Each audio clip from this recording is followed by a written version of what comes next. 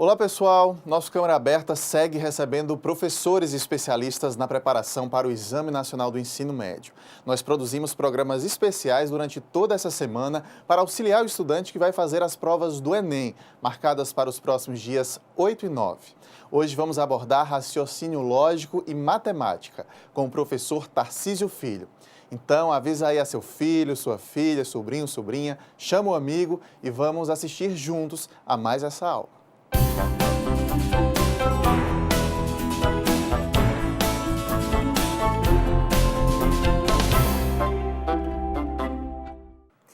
Olá, nesses dias de revisão final para o Enem, nada melhor do que dar aquela recapitulada nos últimos temas e naqueles temas que a gente sabe que vai cair na prova. Você sabe que o Enem, de uns anos para cá, ele segue essa tendência, independente da equipe que vai elaborar.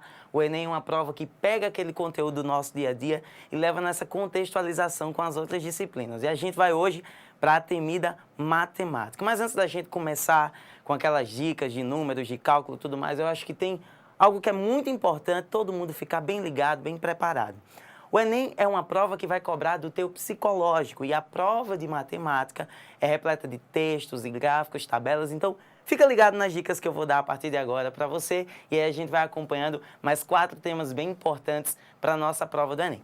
Quando a gente recebe um texto muito grande na prova do Enem, que o Enem vai apresentar sim para você diversos textos desse tipo, é muito importante dar destaque para a primeira leitura.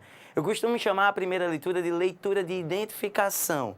O que seria essa leitura? Ao observar o texto pela primeira vez, é lógico que muitas vezes a gente não consegue interpretá-lo, mas é muito importante que essa leitura seja para identificar que ponto é apresentado em cada parágrafo, porque às vezes determinados dados que você usará na questão estão no parágrafo, no primeiro parágrafo ou no final do texto, daí na segunda leitura você pode ir direto para o assunto.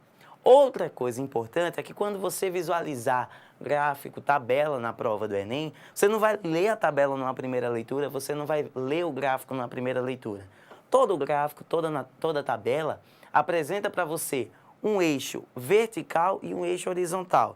Se você verificar lá na tabela, tem aqueles títulozinhos que ficam na primeira linha e também tem os títulos que ficam na primeira coluna. Aquilo que é importante de ser identificado numa primeira leitura, seja numa tabela ou seja num gráfico. E uma terceira dica nessa questão da resolução das questões maiores é resolvê-las sempre de olho nas alternativas. Por quê? Uma tendência em várias questões de matemática do Enem de uns anos para cá é te levar a perder tempo. Às vezes as questões você perde tempo fazendo aquele cálculo enorme e a alternativa já te leva a algo parecido com o que você vai encontrar na resposta. Por exemplo, há 2 anos atrás teve uma questão que pedia média, moda e mediana. E os alunos com aquele cálculo todo, fazendo a média que leva um tempo enorme, lá nas alternativas todas tinham a mesma média, o mesmo valor. Então é muito importante ficar ligado nas alternativas. Às vezes você encontra a resposta em fração e acha lá em número decimal. Então não perde essas dicas, tá certo? Não perde essa oportunidade. E o primeiro tema que a gente vai falar hoje é sobre proporção. Eu estudando, separando as questões por conteúdo de uns anos para cá, eu tenho todas as questões de 2009 até 2013 separadas por conteúdo. Por que eu falo 2009? 2009 foi o ano em que o Enem mudou a cara, foi o ano que o Enem começou a ter a cara que tem hoje. Então, razão e proporção é um tema que cai toda prova do Enem. E são mais de 40 questões que já caíram até hoje, então é bom ficar bem ligado. Existem 3 tipos de questões que têm caído nos últimos anos no Enem envolvendo razão e proporção. A gente vai para a lousa já para você entender qual que é essa diferença, mas para começar, eu quero que você grave o seguinte: escala, principalmente ligado a mapas, a geografia vai estar caindo bastante. A segunda opção que o Enem tem para envolver razão e proporção é nas fórmulas, que é uma questão mais abstrata, que você também vai ficar ligado. E a terceira é com aquela boa regrinha que já você vai lembrar. Bom, para a gente começar a nossa revisão de hoje, é muito importante lembrar a diferença de quando as variáveis são diretamente proporcionais e inversamente proporcionais. Para isso, eu vou te lembrar 2 exemplos. Por exemplo, Você sai num carro, numa estrada, e você tem uma certa quilometragem para cumprir em determinado tempo. Se por um acaso esse tempo é reduzido, você vai ter que fazer em uma velocidade maior. Então, quanto maior a velocidade, menor o tempo, quanto menor o tempo que você tiver, maior a velocidade que você tem que cumprir esse trajeto, isso significa que as variáveis tempo e velocidade são inversamente proporcionais. Isso é só para a gente dar uma lembrada para poder a gente ir para as aplicações. Uma outra coisa importante, você vai passar uns dias fora de viagem. E aí, nesses dias de viagem, você deixou o seu vizinho, por exemplo, alimentando o seu cachorro. Outras variáveis, olha aí, dias e quantidade de ração que ele dará para o cachorro por dia. Isso também são variáveis inversamente proporcionais. Quanto mais dias você passar fora, menos quilos de ração, menos gramas de ração ele vai ter que dar para o seu cachorro para que a ração dê até o final do mês. E essas variáveis inversamente proporcionais, muitas vezes a gente não dá valor. A gente se acostuma que chegou lá na variável, é só fazer o que o escredo é bom, tem um certo cuidado. Então, perceber a diferença entre variáveis diretamente proporcionais e variáveis inversamente proporcionais é muito importante. Como eu disse a você, o Enem, de um tempo para cá, tem trazendo algumas questões com um perfil. E já observando as questões dos últimos anos, eu percebi que pelo menos 6 a 7 questões nessa história de 2009 a 2013, elas vêm na fórmula, vêm fórmulas da física, fórmulas da química, fórmulas da biologia também, para que você identifique a questão da proporcionalidade que há entre as razões. Tem as chamadas variáveis, entre as razões não, entre as variáveis, tem as chamadas variáveis diretamente proporcionais e as variáveis inversamente proporcionais. Eu vou mostrar um exemplo a vocês. Tem uma fórmula que é muito conhecida da física, que é V igual a D dividido por T, que isso é muito comum de encontrar na prova do Enem, fórmulas que vêm de outras disciplinas. Então, nós temos aqui, velocidade é igual a distância dividido por tempo. É uma fórmula que envolve 3 variáveis e que, de fato, não precisa você entender muito de física para você conseguir solucionar um problema que envolva matemática. Então, observe o seguinte, eu estou aqui com 3 variáveis e que a prova do Enem vai pedir que você saiba reconhecer quando elas são diretamente proporcionais e quando elas são inversamente proporcionais. A dica é bem simples. Você observa em relação aos lados opostos. As variáveis, para que você possa comparar, precisam estar em lados opostos. Por exemplo, velocidade e distância. Estando de lados opostos do igual, como as duas estão em cima da fração, no numerador da fração, elas são diretamente proporcionais. Então, velocidade e distância são diretamente proporcionais. Se você comparar com velocidade e tempo, o que acontece? Velocidade está em cima, está no numerador, tempo está na parte de baixo. Importante destacar, lados opostos. Então, velocidade e tempo são inversamente proporcionais, como aquele exemplo que a gente tinha começado as dicas de hoje. Mas e aí? E distância e tempo, que são variáveis que estão do mesmo lado, como que a gente vai comparar? Por aquelas regrinhas que a gente aprende lá no ensino fundamental, a gente sabe que se passar o tempo para o lado de cá, ele vai passar multiplicando. E quando ele passar multiplicando, o que vai acontecer? A distância e o tempo vão ficar na parte de cima, de lados opostos e ambos na parte de cima. Significa que distância e tempo são também variáveis diretamente proporcionais. Então, aposta nessas dicas que muitas vezes a gente não lembra de revisar, são dicas simples em questões de escala, em questão de unidades, de conversão de unidades, que vão te ajudar muito. Reconhecer quando uma variável é diretamente proporcional, quando ela é inversamente proporcional, não só nos problemas, mas como também nas fórmulas. Bom, a gente vai para a dica agora, quando as variáveis são diretamente e inversamente nas fórmulas, naquela regrinha simples. E isso causa confusão em muita gente, então é muito importante ficar atento. Vamos voltar para aqueles exemplos que eu estava falando no começo? Você tem 28 quilômetros para serem cumpridos em 4 minutos. Então, você tem 28 quilômetros para cumprir em 4 minutos. Se você, seguindo a mesma velocidade, tivesse apenas... Se você tivesse 6 minutos, ou seja, esse tempo aumentasse, quantos quilômetros você conseguiria cumprir? Entenda uma coisa, por mais que seja simples usar essa regrinha, é muito importante identificar se as variáveis são diretamente ou inversamente. E a gente insiste bastante nesse ponto porque são questões pertinentes na prova do Enem, porque são de aplicação no nosso dia a dia. Então, tu tens aqui distância e tu tens aqui tempo. Uma pegadinha muito grande, pertinente do Enem em questão à unidade, pessoal. Se o problema eu estou usando minuto, é muito importante que em todos os outros termos do problema também esteja o tempo em minuto, tá certo? Porque senão você tem que fazer aquela conversão e aí passar para hora, etc, etc, etc. Então vamos observar, vamos com calma. Você tem aqui duas variáveis, duas situações. Uma envolve distância, a outra envolve tempo. É muito importante perceber que às vezes você vai fazer o famoso cruz credo, mas às vezes você vai ter que fazer a proporção de forma reta. Como identificar, professor? Você vai identificar da seguinte forma. Se for diretamente proporcional, você faz, ó, cruzando.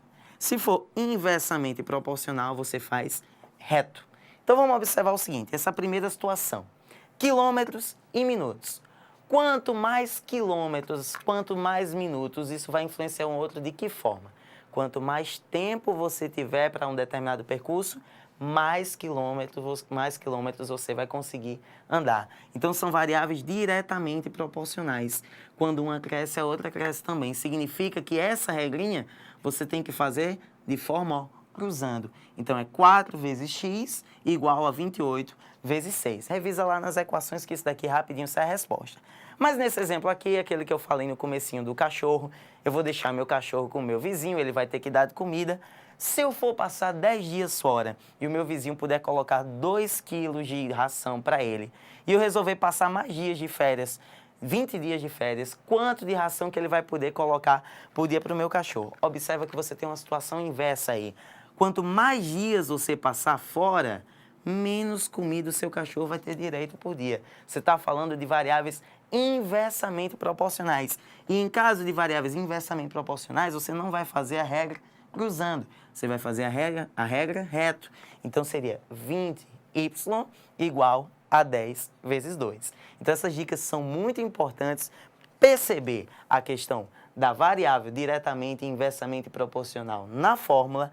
Perceber também a questão da variável diretamente e inversamente proporcional na aplicação dos problemas do dia a dia e a questão da escala, que também sai baseado nisso. Então, aproveita esses dias finais de revisão para o Enem, treina lá aquela regrinha simples, a regrinha composta, tá certo? Não deixa de revisar isso, porque é a questão certa. Outra coisa é revisar também aquela parte de divisão em partes proporcionais. Então, razão e proporção, que a gente usa no dia a dia bastante, conversão de unidades, são garantidas na sua prova do Enem, tá certo? Fica ligado nisso.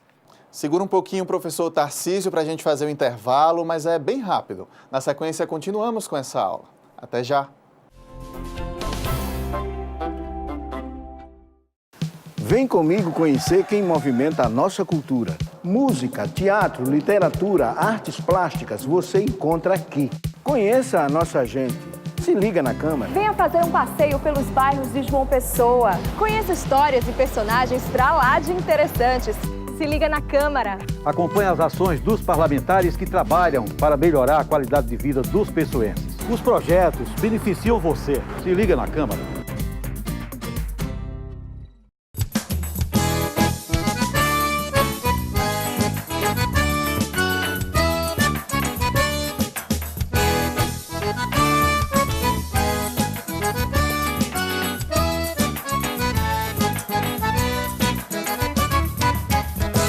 Em prosa e verso vou cantar minha cidade, e na verdade é um paraíso pra viver. João Pessoa, teu archeiro, a flor do canto, teu verde encanta Paraíba amo você.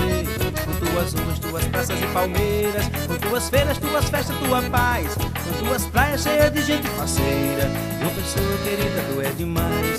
Quero cantando mostrar tua riqueza, hospitaleira cheia de amor pra dar. O Sanhal ao lado te abraçando, se preparando para se encontrar com o mar. No centro do parque e no meio uma lagoa, que de tão longe parece cartão postais. Suas igrejas, catedrais, ruas antigas, maravilhosos casarões coloniais. O centro histórico cheio de belos sobrados, tão conservados como um igual. Original, bem perto do trem apita, lá tem a Bica e o Mercado Central.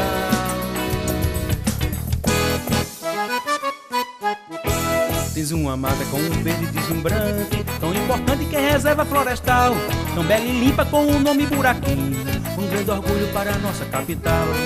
Tuas casas nas belas do Nordeste, bem frequentadas em todo o seu litoral. Tem Cabo Branco, Tambaú, Praia do Bessa, Ponta de Seixas, ponto extremo oriental. O teu folclore e tua música me encanta, a dança, o canto, o movimento teatral, tão rico e belo que explode em todo o canto das dependências do espaço cultural.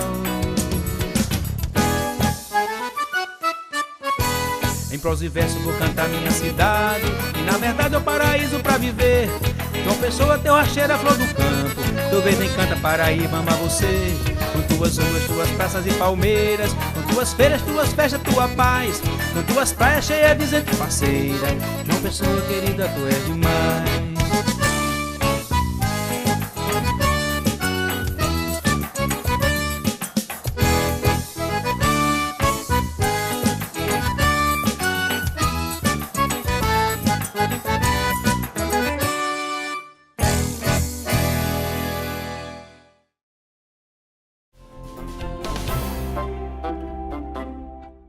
O Câmara Aberta está de volta esta semana de maneira diferente. Você já deve ter percebido. É que preparamos programas especiais para quem está se preparando para o Enem. São verdadeiras aulas fundamentais nessa reta final de preparação. Então vamos continuar assistindo juntos a essa aula de hoje sobre raciocínio lógico e matemática com o professor Tarcísio Filho.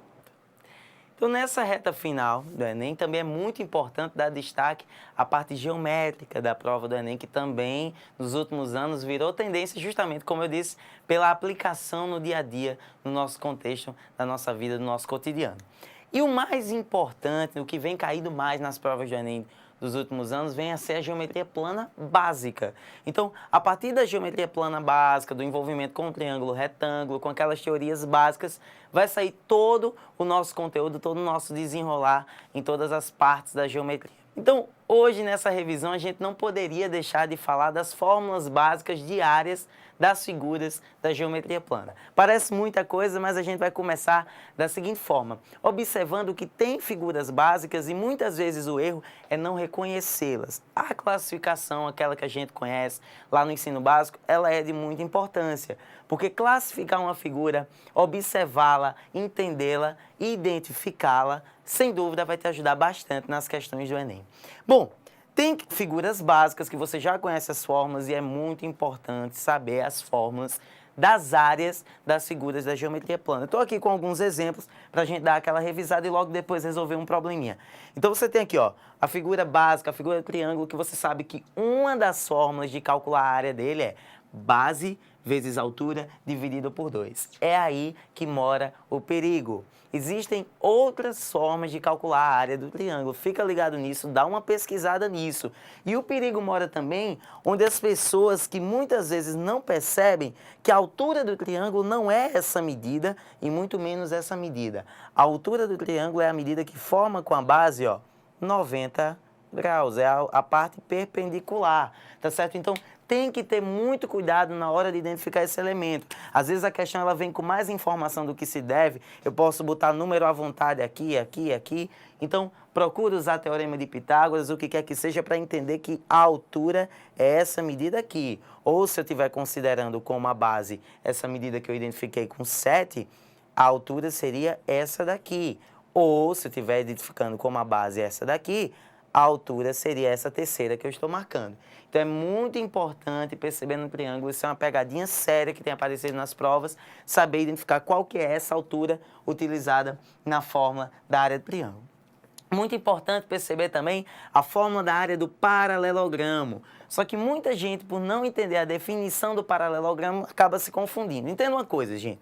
Como que a gente reconhece o paralelogramo? Quando eu tenho dois pares de lados paralelos. Esse lado é paralelo a esse lado é paralelo a esse.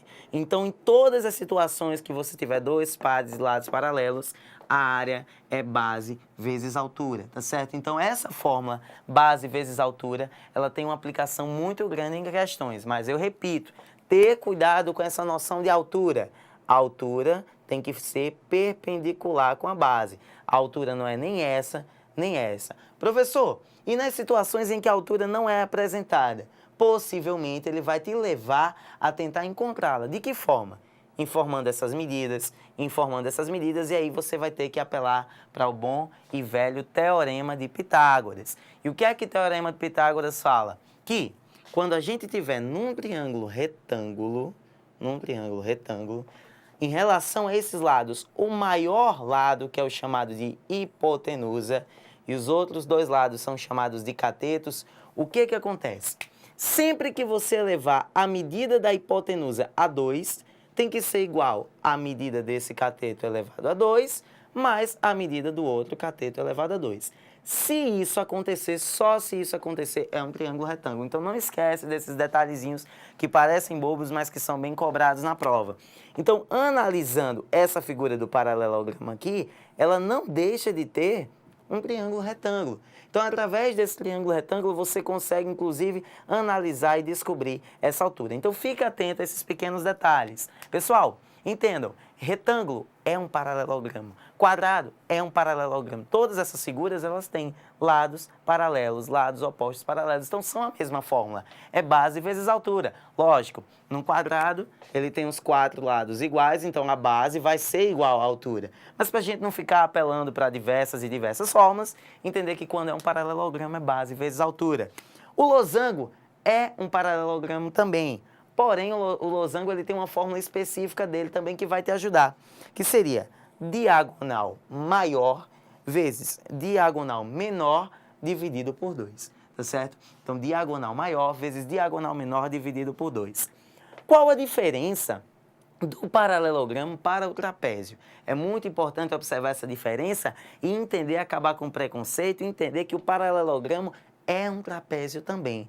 Então, o que acontece? O trapézio ele tem um par de lados paralelos. Se você perceber, o paralelogramo ele tem 2 pares de lados paralelos, mas ele não deixa de ser um trapézio, na essência do seu nome. Então, um trapézio com um par apenas de lados paralelos, ele tem uma fórmula específica que vai te ajudar bastante. Base maior, essa medida, base maior, mais base menor, vezes a altura, que eu repito, que tem que ser perpendicular, dividido por 2. Então, ficar atento a diversos artifícios que a geometria apresenta para você, para encontrar medidas quando elas não são aparentes na questão, que isso vai estar acontecendo constantemente. Então, procura aquelas técnicas de Teorema de Pitágoras, dá uma revisada nessa semana final, porque isso cai bastante. E a boa e velha circunferência, qual que seria a área do círculo? Você sabe que o círculo, a distância do centro dele até a circunferência é chamada de raio. E a forma para calcular a área desse círculo é π vezes o raio elevado a 2 ao quadrado, como quiserem chamar. Uma coisa muito importante, diferença da prova de matemática para a prova de física, normalmente no Enem. Muito importante sacar o seguinte, às vezes a questão de matemática, ela vai te pedir para adotar o π como sendo esse valor. Uma prova de física, ela vai vir pedindo para adotar o π como sendo, por exemplo, 3,14. Então, como eu te disse, dá sempre uma filada nas alternativas, porque às vezes as alternativas no final não apresentam 7,28. Não, elas colocam lá 2π, 5π. Então, fica sempre atento às alternativas, tá? Então, a gente agora vai para a dica em geometria espacial. Então, bem explorado também na prova do Enem a questão da geometria espacial, das figuras com 3 dimensões.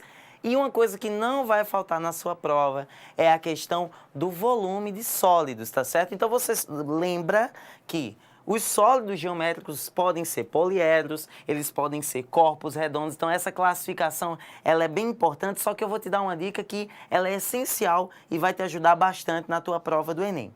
Observa o seguinte, o poliedro é aquela figura que apresenta apenas faces planas, tá certo? Então, todas as faces deles são planas. Nós temos os prismas, nós temos as pirâmides, e qual a diferença entre um prisma e uma pirâmide? Os prismas, eles têm faces opostas, paralelas e congruentes. O que é congruentes? De mesmo tamanho. Então, tu tem 2 bases que são opostas, são paralelas e são congruentes. A diferença para a pirâmide é que ela possui uma única base e que as faces laterais dela são todas em forma de triângulo, tá certo? Ela pode ter a base igualzinha, ela pode ter a mesma medida de base, o mesmo formato, a mesma altura, mas esse formato das faces laterais vai estar influenciando se é um prisma ou uma pirâmide. Inclusive, esse prisma que está aqui, você vai ver muito na sua prova do Enem, como sendo chamado de paralelepípedo ou também bloco retangular, tá certo? Os corpos redondos, existem diversos tipos. Existe o cilindro, que segue a mesma teoria do prisma, tá certo? Então, nos corpos redondos, também seguindo por essa linha de sólidos geométricos, quando a gente tem duas bases opostas, também congruentes e também paralelas, isso é um cilindro, tá certo? Então, é muito importante observar as características do cilindro. Quando acontece de ser uma base só, então é um cone. E essas figuras, elas têm uma tendência muito grande de questões do Enem de anos anteriores para cá. Uma coisa que normalmente está caindo, duas características bem simples, mas que pode confundir muita gente, é em relação à planificação das figuras. Então, fica atento quando essas figuras estão abertas, representadas num plano, qual que seria o formato delas. E uma outra coisa seriam cortes nessas figuras. Por exemplo, uma parte que está caindo bastante no Enem dos últimos anos é em relação ao tronco do cone, ao tronco da pirâmide, que são partes da figura que é muito bom ficar atento, principalmente na relação das fórmulas. Mas para a gente não ir para o Enem carregado de fórmula, é importante ter aquele resumo. Como que eu vou calcular o volume que tanto aparece nessas figuras? Como que eu vou calcular o volume de um paralelepípedo, de uma pirâmide, de um cilindro, de um cone? Observe o seguinte, gente. A fórmula que vale para o prisma, ela vale também para o cilindro. Ops, peraí.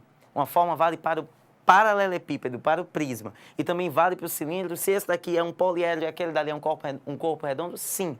Por quê? Porque eles têm a mesma característica de faces opostas, congruentes, paralelas. Então, o que acontece? Quando isso acontecer, a ideia é área da base, que aí é que você tem que ficar atento àquela dica que eu dei antes, a respeito de geometria plana. Depende do formato da base, isso você multiplica pela altura, tá certo? Então, no caso dos prismas, pode ser um quadrilátero, pode ser um triângulo, pode ser qualquer outro polígono, tá certo? Então, é muito importante ficar atento a isso.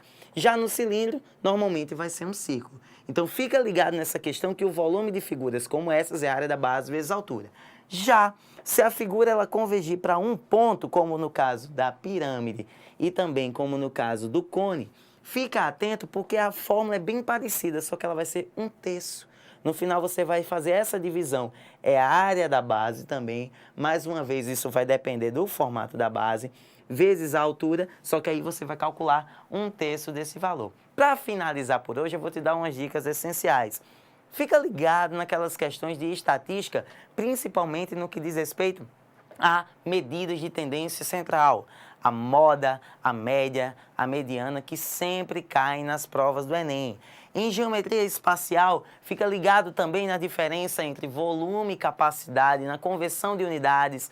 1 metro cúbico vale quantos litros? Isso normalmente é uma questão que o Enem está cobrando bastante. Tudo aquilo que tem aplicabilidade no dia a dia. E uma dica bem importante para você é o seguinte: todas as questões do Enem separadas de 2009 até 2013 por conteúdo, uma coisa que é muito complicada de se encontrar aí pela internet nessa semana final, procura lá no meu portal www.proftarcisio.com, tá certo? Então lá no meu portal tem todas as questões gratuitas para você, pode divulgar, pode espalhar à vontade, separadas por conteúdo, de 2009 até o ano passado. Então aproveita essa revisão final do Enem, se dedica, mergulha nesses estudos e põe a fezinha também nesse primeiro lugar para que possa se dedicar nesses momentos finais, a cabecinha esfriar e com o psicológico também preparado para enfrentar essa prova. E entender que é um futuro, é sim um futuro, é algo bem importante, mas ir preparado e com a consciência de que o amanhã sempre depende do hoje e do ontem, e do ontem, e do ontem. Então, confia, vai, coloca tudo que tem em prática nessas semanas de revisão, nesses dias de revisão e se acalma, porque a prova do Enem vai estar cobrando o teu psicológico. Então, matemática você sabe, e o seu concorrente também sabe. Agora, todo detalhezinho que você souber, a mais que ele, tudo aquilo de informação que você buscar a mais em outras fontes, internet e livro, vai te ajudar, tá bom? Bons estudos, fica também com as outras disciplinas. Obrigado ao pessoal do programa Câmera Aberta e até a próxima. Muito obrigado ao professor Tarcísio Filho pela aula. Volte sempre ao nosso programa, professor. E amanhã o Câmara Aberta traz uma nova disciplina para auxiliar você que está se preparando para o Enem. E quem perdeu ou quer rever uma dessas aulas, passa lá na nossa fanpage, facebook.com/tvcâmarajp. Muito obrigado pela companhia. Até mais.